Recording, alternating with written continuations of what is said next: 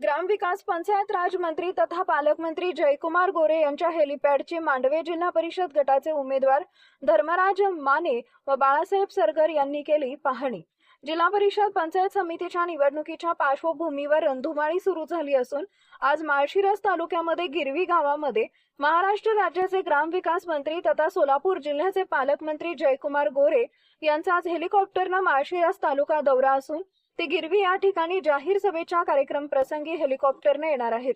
जिल्हा परिषद पंचायत समितीच्या निवडणुकीच्या पार्श्वभूमीवर माळशिरस तालुक्यातील जनतेला संबोधित करणार आहेत। या हेलिपॅडची पाहणी करताना भाजप महायुतीचे मांडवे जिल्हा परिषदेचे उमेदवार धर्मराज माने, किसान मोर्चाचे जिल्हाध्यक्ष बाळासाहेब सरगर, सोमनाथ मदने, तालुका अध्यक्ष जय मल्हार क्रांती संघटना माळशिरस, भानुदास शिंदे, समाधान विरकर, अंकुश नरोटे, अमोल गेजगे, सचिन मासाळ, सागर नरोटे, राजू नरोटे, दुर्योधन राऊत, अंकुश ठोंबरे, दत्तात्रय पाटील, दत्तात्रय देवकते, विनायक काळे, देवीदास काळे, कांता रूपनवर आदी मान्यवर उपस्थित होते।